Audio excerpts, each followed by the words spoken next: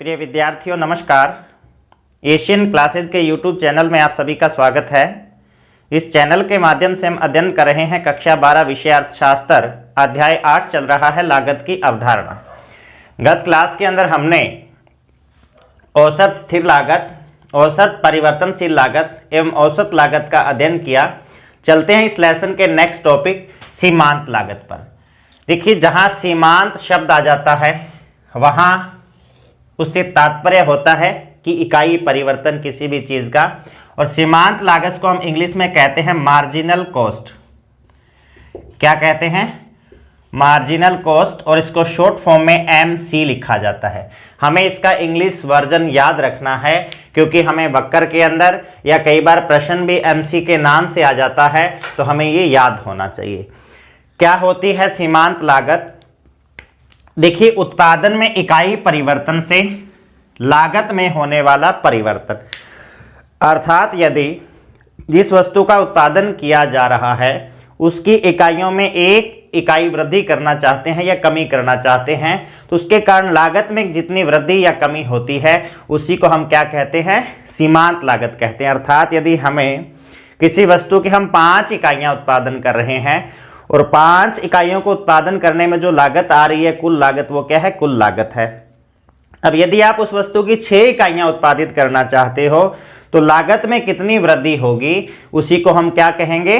सीमांत लागत कहेंगे। और चूंकि वो जो आप लागत में वृद्धि होगी जिसको हम ज्ञात करेंगे, वो कौन सी इकाई से संबंधित होगी?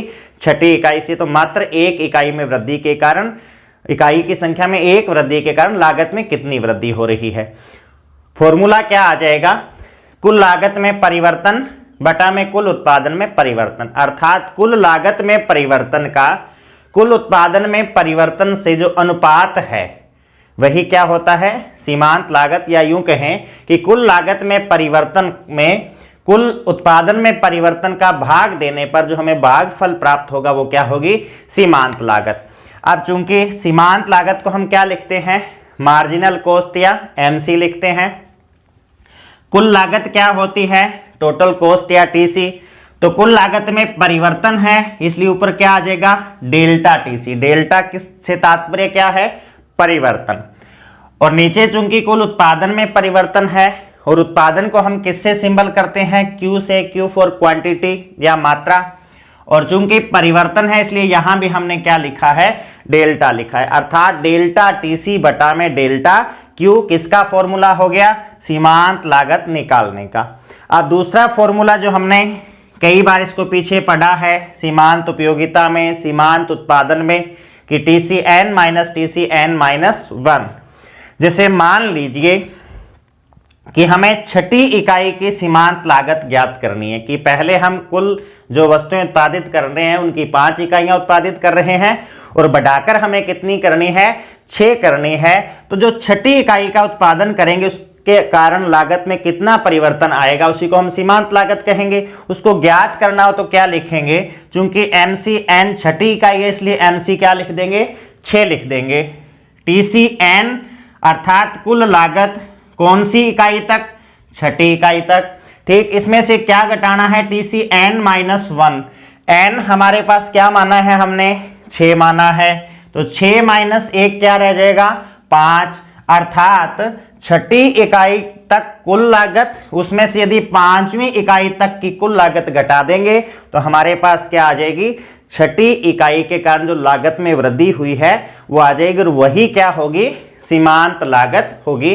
तो इसके हमें फॉर्मूले क्या करने हैं? याद रखने हैं। परीक्षा में 1 नंबर का प्रश्न आ सकता है।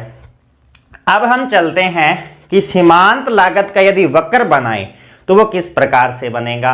सीमांत लागत का वक्र भी U आकार का बनेगा और इस प्रकार से हम बनाते हैं। Y अक्ष, ये हमारा Y अक्ष है, इस पर हम ले लेंगे सीमांत लागत, और इधर हम ले लेंगे X अक्ष जिस पर हम ले लेंगे उत्पादन की मात्रा।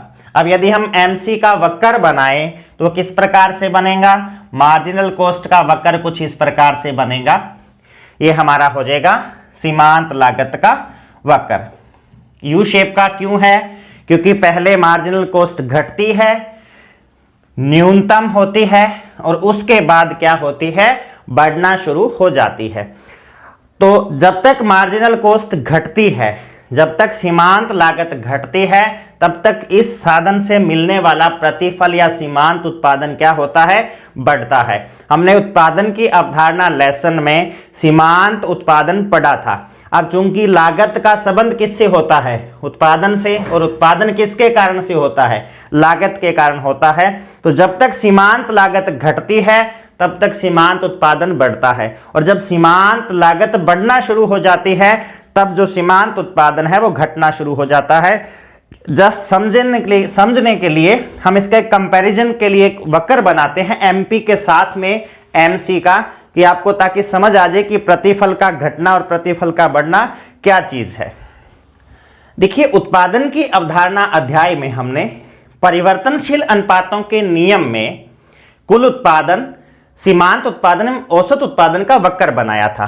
तो आपने सीमांत उत्पादन का वक्र कुछ इस प्रकार से बनाया था, एमपी वक्र, और यदि इसके ठीक नीचे हम एमसी वक्र बनाएं तो आपका वक्र कुछ इस प्रकार से बनेगा। यह हमारा हो गया एमसी वक्र। अब यदि हम कंपैरिजन करें, तुलना करें, तो जब तक ये एमसी गिर रही है या मार्जिनल कॉस्ट गिर रही है या सीमांत लागत गिर रही है, तब तक इसका प्रतिफल बढ़ रहा है, अर्थात सीमांत उत्पादन बढ़ रहा है। यही हमने चर्चा की कि जब तक सीमांत लागत घटती है तब तक इसका प्रतिफल क्या होता है, बढ़ता है, और जैसे ये बढ़ना शुरू हो जाती है तो प्रतिफल गिरना शुरू हो जाता है। तो प्रतिफल होता क्या है, उत्पादन ही होता है। तो इससे मिलने वाला प्रतिफल तब तक बढ़ता है जब तक सीमांत लागत घटती है। तो जैसे ही सीमांत लागत बढ़ना शुरू हो जाती है वैसे ही जो सीमांत उत्पादन का वक्र है वो गिरना शुरू हो जाता है, अर्थात इसका प्रतिफल है वो घटना शुरू हो जाता है। तो ये तात्पर्य है कि सीमांत लागत के घटना और प्रतिफल का बढ़ना, और सीमांत लागत का बढ़ना और प्रतिफल का घटना। अब हम चलते हैं कि यदि सीमांत लागत, औसत स्थिर लागत, औसत परिवर्तनशील लागत और औसत लागत को एक ही वक्र में दर्शाया जाए तो उनके बीच में आपस में क्या संबंध होगा, तो इसकी हम अब व्याख्या करते हैं सारणी के माध्यम से और वक्र के माध्यम से। चलिए तो चलते हैं। हमने एक टेबल बनाई है जिसमें हमने उत्पादन TFC, TVC, TC, AFC, ABC, AC और एमसी लिया है, अर्थात समस्त प्रकार की लागतें हमने इस टेबल के अंदर दर्शाई हैं। हमें टेबल के माध्यम से एवं वक्र के माध्यम से एएफसी, एबीसी, एसी और एमसी के मध्य संबंधों की व्याख्या करेंगे, उनके वक्र बनाएंगे कि वक्र किस प्रकार से बनेंगे। आप एक बार इस टेबल का स्क्रीनशॉट ले लें। अब हम चलते हैं, पहले सारणी की व्याख्या करते हैं कि सारणी के मान किस प्रकार से हैं। हम प्रत्येक मान की सारणी में व्याख्या करेंगे, हमें दोबारा से रिमाइंड भी हो जाएगा। सबसे पहला कॉलम हमने उत्पादन वस्तु की इकाइयों का लिया है जो कि लगातार बढ़ रही है। टीएफसी का हमने जब अध्ययन किया तो हमने इसकी व्याख्या की थी कि टीएफसी क्या रहता है, स्थिर रहता है। तो टीएफसी स्थिर है, प्रत्येक इकाई के लिए कितना है, 100 है। उसके बाद आता है टीवीसी।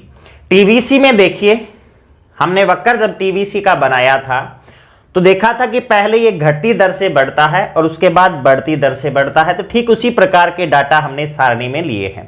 इस सारणी के किसी भी डाटा को आपको रटने की कोई आवश्यकता नहीं है, आप अपनी मर्जी से भी डाटा ले सकते हो, लेकिन आपके डाटा हैं वो नियमानुसार सही होने चाहिए।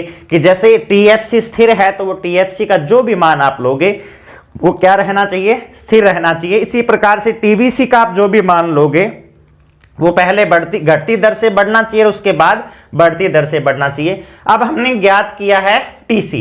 टीसी को हमने कैसे ज्ञात किया है,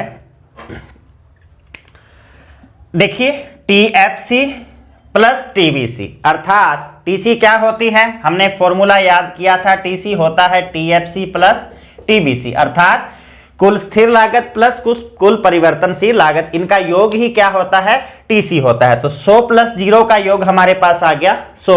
ठीक इसी प्रकार से 100 प्लस 100 का योग 200, इसी प्रकार से 100 प्लस 180 280, 100 प्लस 240 340, 100 प्लस 280 380। ये सबका हमने क्या किया, इस प्रकार से टीएफसी और टीवीसी का क्षैतिज योग करके हमने यहां पर इसको, इस डाटा को निकाला है। उसके बाद आता है एएफसी।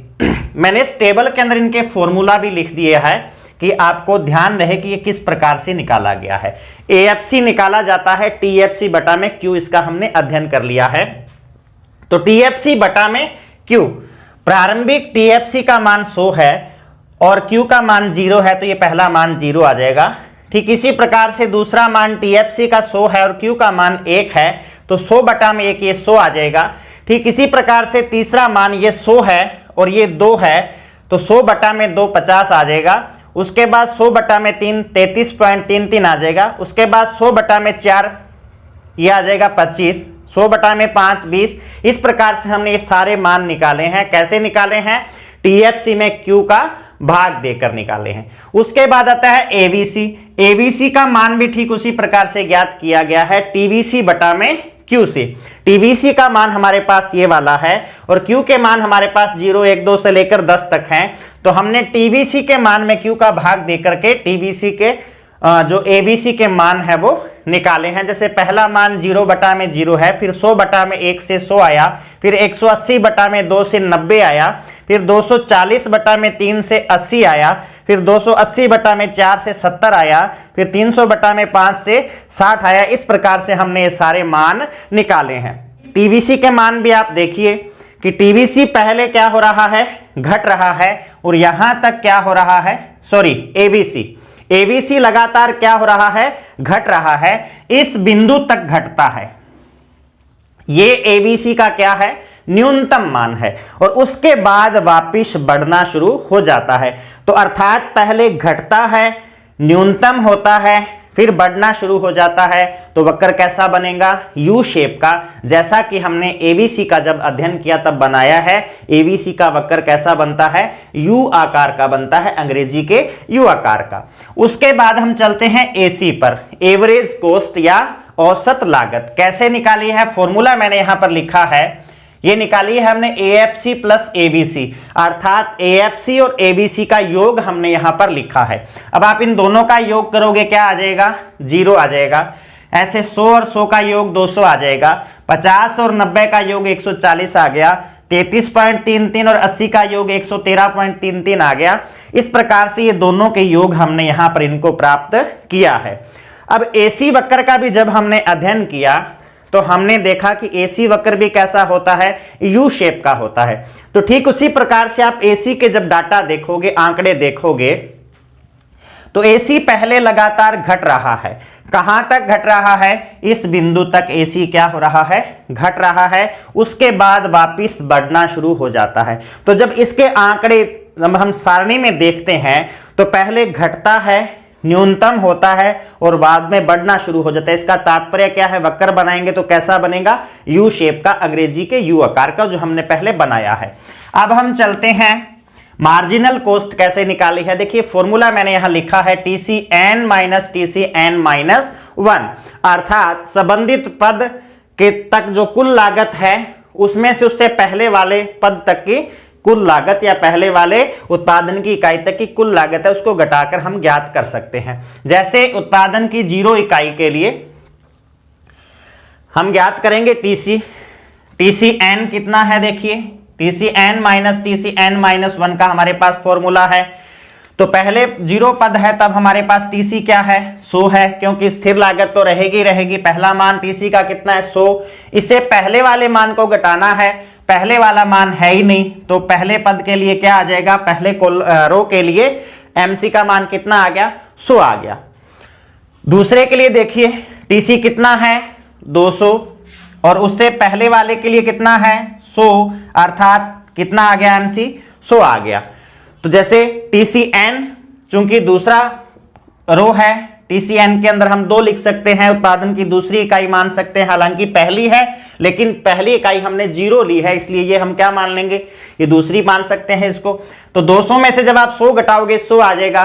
ठीक इसी प्रकार से 280 में से जब 200 घटाओगे 80 आ जाएगा। TCN माइनस TCN माइनस 1 का फॉर्मूला हमने MC के अध्ययन में पढ़ा है बहुत अच्छी तरह से। ठीक इसी प्रकार से 380 में से 340 गए, 40 बच गए, 400 में से 380 गए, 20 बच गए। इस प्रकार से हमने ये सारणी के डाटा निकाले हैं। अर्थात क्या तात्पर्य हुआ कि हमें इतने डाटा हम निकाल सकते हैं सिर्फ टेबल में हम इनको लेकर के। अर्थात ये डाटा हमें पास से लेने हैं, कौन से, क्यू, टीएफसी और टीवीसी। बाकी सब डाटा को हम क्या कर सकते हैं, निकाल सकते हैं। अर्थात किसी भी डाटा को याद करने की कोई आवश्यकता नहीं है। हमें सिर्फ क्या करना है, अपने पास से क्यू का मान लेना है, टीएफसी का मान लेना है और टीवीसी का मान लेना है। बाकी सारणी हम खुद बना सकते हैं। लेकिन यदि परीक्षा में आपको यह सारणी बनाई हुई आती है, इसमें बीच में से कोई मान छोड़ करके, कोई आंकड़े छोड़ करके आपसे पूछा जाता है, तो आप वही सारणी लोगे। या यदि प्रश्न में आपको सारणी दी आती है तो आप अपने पास से डाटा नहीं लोगे। जो प्रश्न में दिए गए डाटा हैं आप सारे मान उन्हीं से निकालोगे। अब इसमें भी आप देखिए एमसी के अंदर क्या कंडीशन है। जब हमने सीमांत लागत का वक्र बनाया तो वो भी कैसा था, अंग्रेजी के यू आकार का था। यू आकार से तात्पर्य पहले घटता, न्यूनतम होना और उसके बाद बढ़ जाना। तो आप एमसी के जब डाटा देखोगे, आंकड़े देखोगे, तो एमसी लगातार यहां तक क्या हो रहा है, घट रहा है, उसके बाद वापस बढ़ना शुरू हो जाता है। अर्थात पहले घटना, न्यूनतम होना और उसके बाद बढ़ना, तो वक्र कैसा बनेगा, यू आकार का बनेगा। एक चीज और आप यहां पे देखिए, ये एबीसी का न्यूनतम बिंदु है, ये एसी का न्यूनतम बिंदु है और ये एमसी का न्यूनतम बिंदु है। सबसे पहले न्यूनतम बिंदु किसका आ रहा है, एमसी का आ रहा है। उसके बाद में किसका आ रहा है, एबीसी का आ रहा है। और उसके बाद में सबसे लास्ट में किसका आ रहा है, एसी का। जब हम वक्र बनाएंगे तो वक्र में भी ये जो इनके न्यूनतम बिंदु है वो ठीक इसी प्रकार से सीरियल से या क्रम से आएंगे। सबसे पहले एमसी का न्यूनतम बिंदु, उसके बाद एबीसी का न्यूनतम बिंदु और उसके बाद एसी का न्यूनतम बिंदु। चलते हैं हम इसका वक्र बनाते हैं, किस प्रकार से बनेगा वक्र।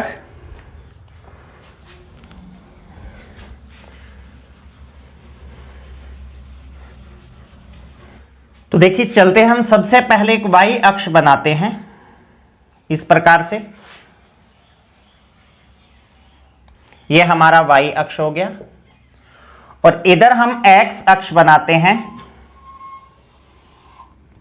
यह हमारा एक्स अक्ष हो गया। इधर हम उत्पादन की इकाइयां लेते हैं। अब हम वक्र बनाएंगे। सबसे पहले हम बनाते हैं एएफसी वक्र। तो इस अक्ष पर हम क्या लिख देंगे, एएफसी। किस प्रकार से बनेगा, हमने पहले बनाया हाइपरबोला बनेगा, लगातार घटते हुए इस प्रकार से कुछ हमारा एएफसी वक्र बन जाएगा। ये हमने क्या बनाया, एएफसी वक्र हाइपरबोला।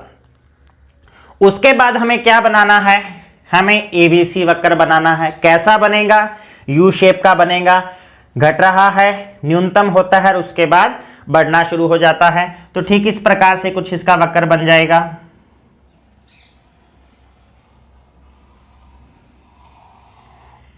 यह हमारे पास आ गया एबीसी वक्र।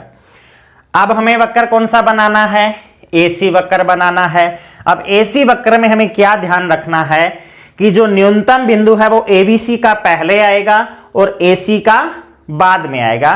तो वक्र बनाते समय भी हमें यह बात ध्यान रखनी है कि वक्र इस प्रकार से बनेगा कि एसी का न्यूनतम बिंदु एबीसी के क्या आएगा, बाद में आएगा। अब इसका न्यूनतम बिंदु यहां पर है और इसका न्यूनतम बिंदु यहां पर है। अब हमें वक्र बनाना है किसका, एमसी वक्र बनाना है। उसमें हमें क्या ध्यान रखना है, सबसे पहले किसका न्यूनतम बिंदु आएगा, एमसी का। और दूसरी बात, जो एमसी वक्र इन दोनों को काटते हुए जाएगा वो एबीसी और एसी के न्यूनतम बिंदुओं पर काटेगा। तो कुछ इस प्रकार से हमें एमसी वक्र बनाना है।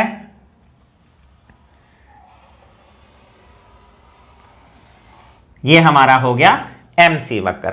अब हमें खास खास बातें इस वक्र को बनाते हुए क्या ध्यान में रखनी है। सबसे पहला कि आपने एएफसी वक्र बनाना है, वो लगातार घटता हुआ होगा।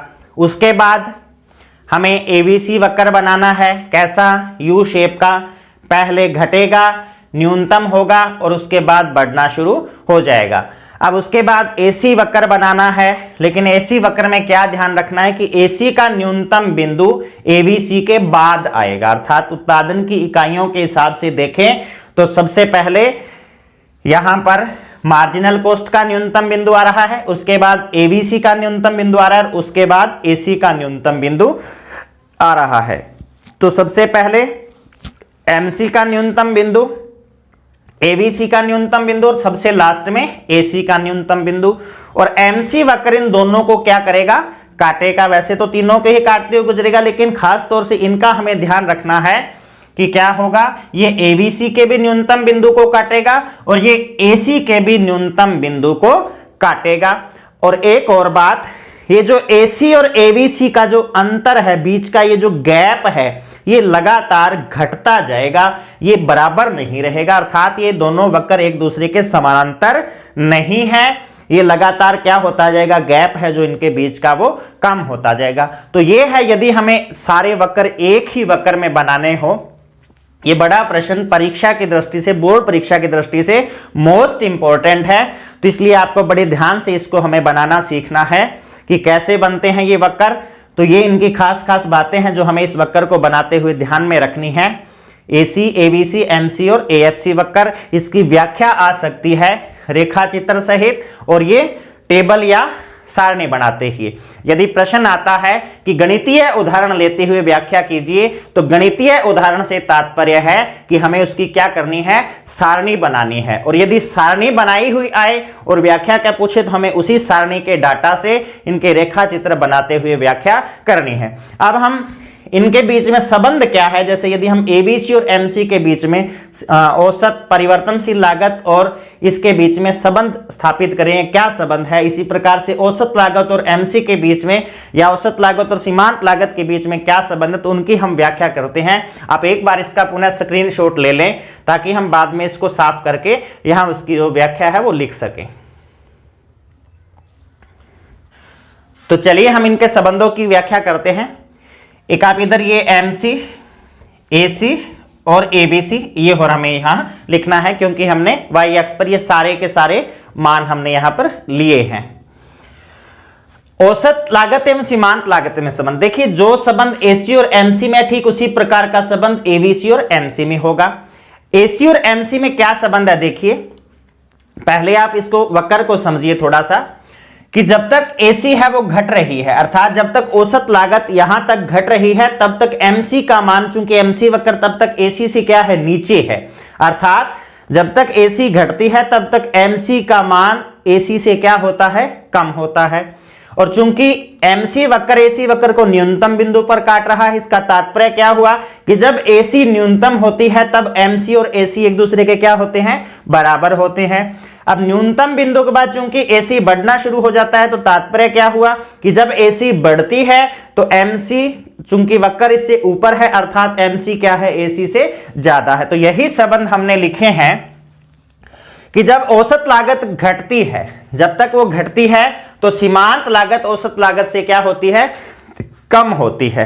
तो एमसी इज स्मॉलर देन, ये सिंबल है इस प्रकार से, ये छोटा है इधर, एसी बड़ा है। अर्थात जब तक एसी घट रही है तब तक एमसी का मान कम है, एसी का मान ज्यादा है। अर्थात तब तक सीमांत लागत कम है और औसत लागत ज्यादा है। ठीक यही चीज वक्र में है कि जब तक एसी वक्र घट रहा है तब तक एमसी वक्र इससे क्या है, नीचे है। नीचे का तात्पर्य इसका मान क्या है, कम है, या लागत क्या है, कम है। कौन सी लागत, सीमांत लागत। दूसरा आता है जब औसत लागत न्यूनतम होती है। औसत लागत न्यूनतम कहां है, जहां पर एमसी वक्र इसको काट रहा है, तो क्या होता है, सीमांत लागत औसत लागत के बराबर होती है। क्योंकि जब दो वक्र एक दूसरे को काट रहे हैं, इसका मतलब काटने वाले बिंदु पर उनके मान एक दूसरे के क्या हैं, बराबर हैं। अर्थात एमसी बराबर एसी। तीसरा आता है क्योंकि न्यूनतम बिंदु के बाद औसत लागत क्या हो जाती है, बढ़ना शुरू हो जाती है। तो जब औसत लागत बढ़ती है तो सीमांत लागत औसत लागत से अधिक होती है, क्योंकि इस बिंदु के बाद देखिए एमसी वक्र ऊपर है, एसी वक्र नीचे है। अर्थात सीमांत लागत ज्यादा है, औसत लागत कम है। तो यही हमने लिखा है कि काटने वाले बिंदु के बाद जब एसी या औसत लागत बढ़ना शुरू हो जाती है तब क्या होता है, सीमांत लागत ज्यादा होती है उसके बाद में, और औसत लागत क्या होती है, कम होती है। सिंबल इस प्रकार से है। अर्थात एमसी ज्यादा है, सीमांत लागत ज्यादा है और औसत लागत कम है। तो ठीक यही संबंध एबीसी और एमसी के बीच में भी हो जाएगा कि जब तक एबीसी घटती है तब तक MC वक्र चूंकि नीचे है तो MC तब तक ABC से कम होती है। जब ABC न्यूनतम है तो MC और ABC एक दूसरे के क्या हैं, बराबर हैं। जब ABC बढ़ना शुरू हो जाती है तब MC वक्र चूंकि ऊपर है, अर्थात उसके बाद क्या होता है, MC ज्यादा है और ABC कम है। तो ये था AC और MC अर्थात औसत लागत एवं सीमांत लागत के बीच में संबंध। आपको बहुत अच्छी तरह से समझ आ गया होगा। बोर्ड परीक्षा की दृष्टि से ये प्रश्न निबंधात्मक प्रश्नों में मोस्ट इंपॉर्टेंट है, इसलिए आप इसको बहुत अच्छी तरह से करें। आज की क्लास में बस इतना ही, बाकी हम नेक्स्ट क्लास में करेंगे। धन्यवाद।